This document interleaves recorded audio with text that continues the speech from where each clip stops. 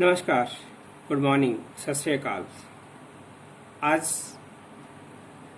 हम पहला चैप्टर जो है भारत का संविधान, जिसके अंदर भारत की प्रस्तावना, जिसको हम उद्देशिका भी कहते हैं, उसको स्टार्ट करते हैं।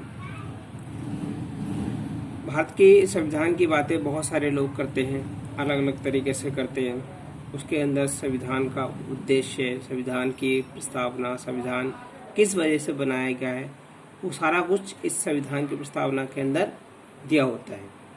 तो सबसे पहले हम देखते हैं, ये जानने की कोशिश करते हैं कि उसके अंदर है क्या। अगर अभी तक आपने मेरे चैनल को सब्सक्राइब नहीं किया है तो प्लीज़ कर लीजिए। नीचे वाले सब्सक्राइब का जो बटन दे रखा है उसको दबा लीजिए, और उसके बाद जो बेल का बटन है उसको दबाना ना भूलिए। आइए शुरू करते हैं। स्टार्ट करते हैं। हम भारत के लोग। भारत की संविधान का जो पहला शब्द है वो है हम भारत के लोग। भारत को एक संपूर्ण प्रभुत्व संपन्न समाजवादी पंथनिरपेक्ष लोकतंत्रात्मक गणराज्य बनाने के लिए तथा उसके समस्त नागरिकों को सामाजिक, आर्थिक और राजनीतिक न्याय, विचार, अभिव्यक्ति, विश्वास, धर्म और उपासना की स्वतंत्रता, प्रतिष्ठा और अवसर की समता प्राप्त करने के लिए तथा उन सब में व्यक्ति की गरिमा और राष्ट्र की एकता और अखंडता सुनिश्चित बनाने वाली बंधुता बढ़ाने के लिए दृढ़ संकल्प होकर अपनी इस प्रस्तावना अपनी संविधान सभा में आज तारीख 26 नवंबर 1949 ईस्वी को एक तद द्वारा इस संविधान को अंगीकृत, अधिनियमित और आत्मप्रकटित करते हैं। यह पूरी की पूरी प्रस्तावना, इसके अंदर बहुत सारे शब्द ऐसे दे रखे हैं जिनको समझना हर व्यक्ति के लिए नहीं संभव होता है, फिर भी यहाँ तक हो सके हम इसको समझाने की कोशिश करते हैं। इसके अंदर सबसे पहला वर्ड जो आया है वो है संपूर्ण प्रभुत्व संपन्न। संपूर्ण प्रभुत्व संपन्न का अर्थ होता है अब भारत जो है किसी भी देश के प्रभुत्व में नहीं है। अब भारत संपूर्ण निर्णय अपने स्वयं ले सकता है, अपने कानून बना सकता है, अपनी जनता पर लागू कर सकता है।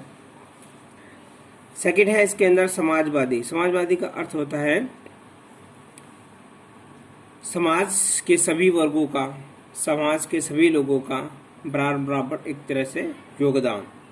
पंथनिरपेक्ष, पंथनिरपेक्षता का अर्थ जो संविधान के अंदर जो दिया गया है वो ये दिया गया है कि इसके अंदर सब भारत का जो देश है, भारत जो देश है वो किसी भी एक धर्म को नहीं मानता। भारत का अपना कोई धर्म नहीं है, वो एक पंथनिरपेक्ष है। यहाँ पर सभी व्यक्तियों को अपने अपने धर्म के अकॉर्डिंग अपने अपने ईश्वर को मानने की स्वतंत्रता है। अगला वर्ड है इसके अंदर लोकतंत्रात्मक। लोकतंत्रात्मक का अर्थ होता है लोगों का मत, लोगों का तंत्र, लोगों के द्वारा यहाँ पर शासन बनाया गया है, व्यवस्था की गई है। गणराज्य, गणराज्य और लोकतंत्र में थोड़ा सा डिफरेंट होता है। वो ये होता है कि गणराज्य पूरे के पूरे भारत का जो मुखिया होता है वो किसी भी वंशानुगत नहीं होता है। वो एक स्वतंत्र व्यक्ति होता है जिसको प्रत्यक्ष और अप्रत्यक्ष रूप से उसको चुना जा सकता है। ये हर देश की अपनी अपनी नीति के हिसाब से उसको बनाया जाता है, लेकिन वो वंशानुगत नहीं होता, इसलिए इसको गणराज्य कहा गया है। आगे आइए हम बात करते हैं। इसके अंदर 3 तरह की न्याय की बात की गई है, सामाजिक, आर्थिक और राजनीतिक। इसमें सामाजिक जो न्याय होता है वो ये होता है कि हर व्यक्ति अपने अपने हिसाब से अपने अपने समाज को और अपने अपने जो न्याय व्यवस्था है वो संविधान के हिसाब से कर सकता है। आर्थिक तौर पर ये कहा गया है कि हर व्यक्ति को आर्थिक कम से कम इतना तो अधिकार है ही है, मिलना ही चाहिए कि कम से कम वो अपना 2 वक्त का खाना और उसके शरीर पर कपड़े, और तीसरा जो रहने के लिए छत होती है जरूरी, वो जरूर चाहिए होती है। अगला और अंतिम जो न्याय की बात की गई है वो है राजनीतिक न्याय। राजनीतिक न्याय वो न्याय होता है इसके अंदर हर व्यक्ति को वोटिंग का अधिकार होता है, इलेक्शन लड़ने का अधिकार होता है। इसके अंदर पैसे का कोई महत्व नहीं होता है। अगर ये तीनों चीज़ें किसी भी देश के अंदर सही तरीके से लागू की जाती हैं तो उसके अंदर हम कह सकते हैं कि वो देश वाकई में ही एक बहुत अच्छा देश है। हमारे देश के अंदर भी काफ़ी कोशिश की जा रही है इन सभी चीज़ों को लागू करने के लिए, लेकिन धरातल पर और जो संविधान के अंदर जो संविधान में लिखा गया है उसमें थोड़ा सा डिफरेंट है। इसके अंदर आगे दे रखा है विचार, अभिव्यक्ति, विश्वास, धर्म और उपासना की स्वतंत्रता।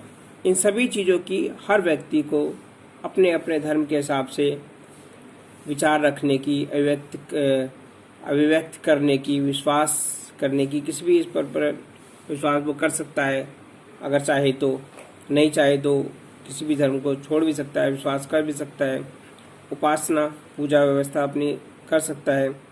सारी की सारी चीज़ें इस संविधान के अंदर दे रखी है। अंत में आता है इसके अंदर समता का अधिकार। समता का अधिकार का मतलब होता है कि हर व्यक्ति को समान तक अधिकार है। किसी भी व्यक्ति को उसके धर्म के आधार पर, लिंग के आधार पर, जाति के आधार पर भारत का संविधान, भारत की जो लोग हैं उसको मना नहीं कर सकते हैं। किसी भी अफसर को बनाने के लिए वो स्वतंत्र है, वो समान है। कहीं भी व्यक्ति जा सकता है, किसी भी नौकरी के अंदर तो उसको अपना सकता है, किसी को भी छोड़ सकता है, किसी भी राज्य के अंदर जाकर ठहर सकता है, उसको समानता का अधिकार ही मिलेगा।